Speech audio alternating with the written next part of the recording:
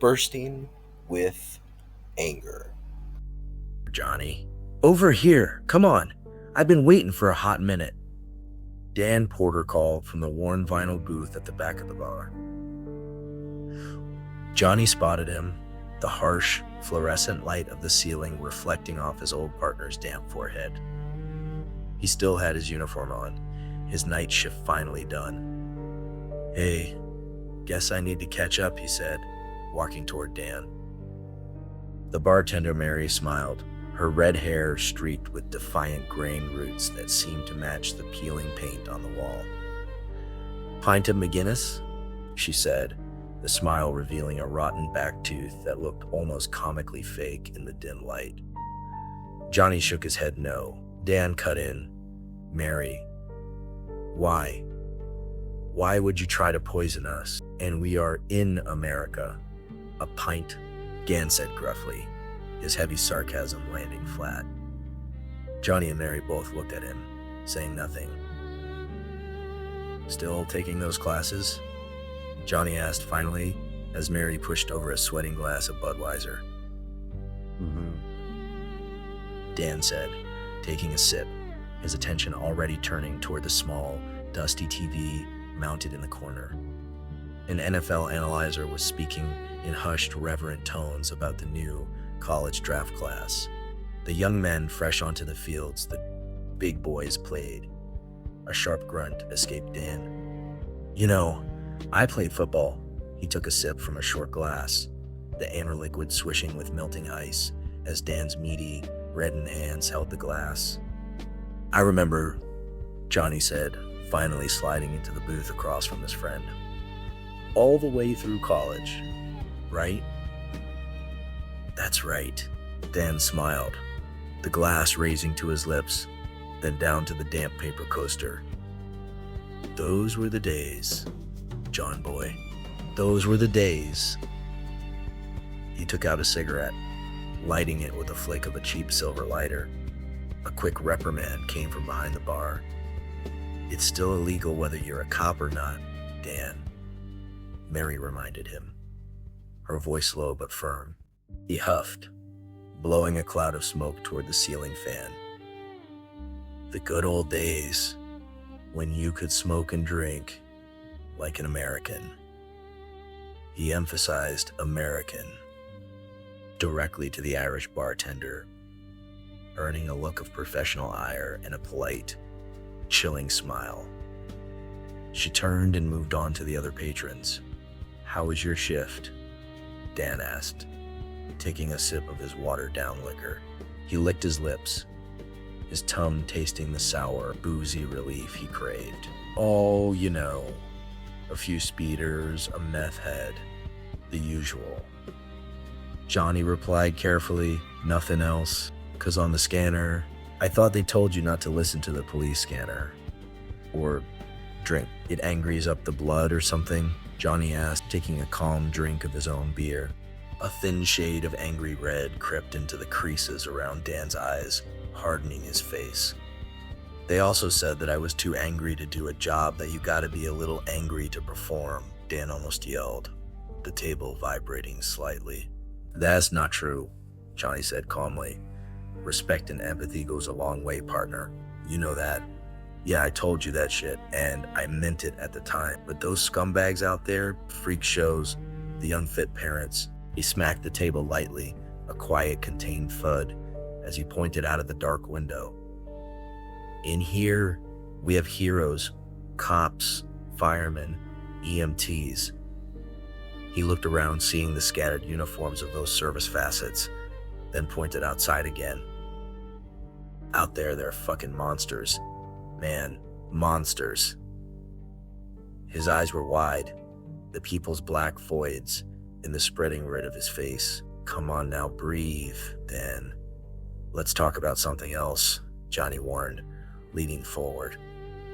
Dan waved Mary over. Another. He hesitated as she waited, arms crossed. Please, he grunted. She obliged, pouring him another, the gesture stiff. They both sat quietly as the TV switched from sports to a local news broadcast, a segment about a recent murder case. Then the screen showed a recognizable face. Johnny's. "Nothing, huh?" Dan asked, almost amused, taking a long drink. "Well, I didn't really want to get into it in case I got mad." "Why would I be mad?" "Because it was my case? Because you were a rookie and I trained you, then brought you with me to the detectives division to help me with said case? The same case that made me stay awake all night?" He took a deep, final gulp, finishing the glass, and ordered another. "I tried to give you credit," Johnny said, truthfully. "And when they said no, you still jumped like a good puppy." "Can't associate ourselves with Mr. Too Tough Detective Dan," he scoffed. "I knew I shouldn't have come," Johnny said, exhaling slowly. No, stay," Dan said, his voice overly jovial now.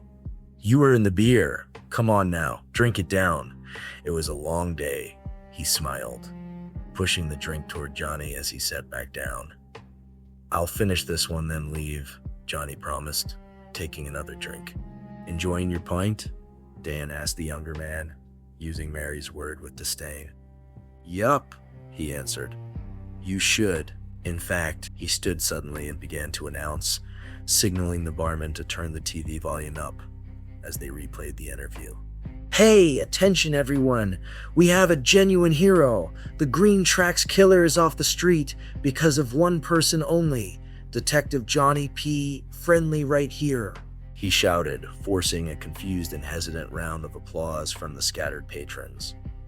"Seems everyone here already knew, except me," Dan declared, sitting down and toasting Johnny with his newly refilled glass.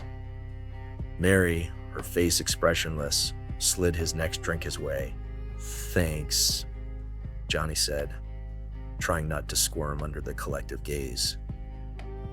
"Oh, sure," Dan said, getting louder, his voice wet with rage. "I mean, all the legwork you put in. It wasn't my name on those notes, huh? All those extra, unpaid hours I put in," he accused. "Look, I asked you if I could continue, and I said yes. I didn't think you'd dig me around, though, partner," he hissed. Mary gave him a final hard warning look. Through clenched teeth, Dan waited for her back to turn, then flipped her the bird before downing his drink in one swallow. "And to think, you just happened to find the killer, not because I circled his name 20 times or mentioned him in my notes another 100. Let's see, probably in his 20s, a loner and a doctor, right?" Dan asked, leaning frantically for another drink. The red tint that had begun in his eyes had now colonized his entire face, and his ears seemed to be glowing with heat. "Look, I told them that, Dan. I told them that. They knew it, and they cut you out, not me.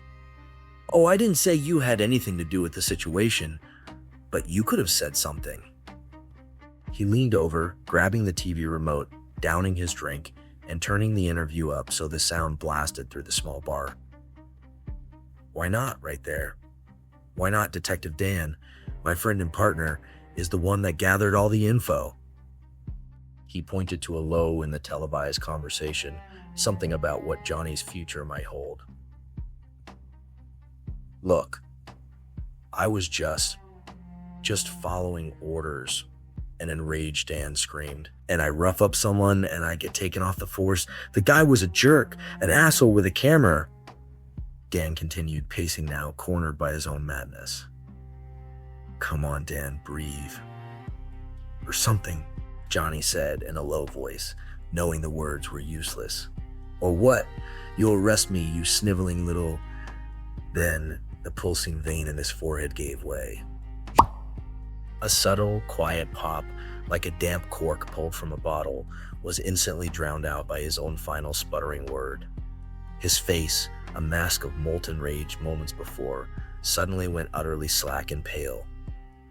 He dropped, collapsing heavily to the floor, blood leaking almost instantly from his nose, mouth, and ear. An EMT stepped forward, his face grim, checking the carotid pulse. After a moment, he looked up. He's dead. The room was silent again, the violent physical residue of Dan's rage still electric in the air, making the patron's hair stand on end.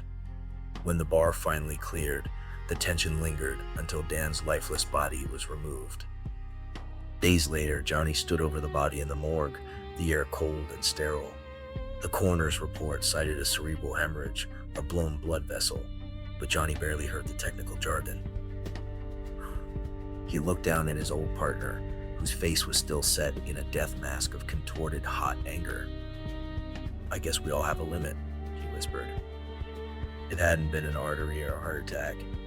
It had been the pure, unfiltered anger that had finally found the pressure point and burst him from the inside out.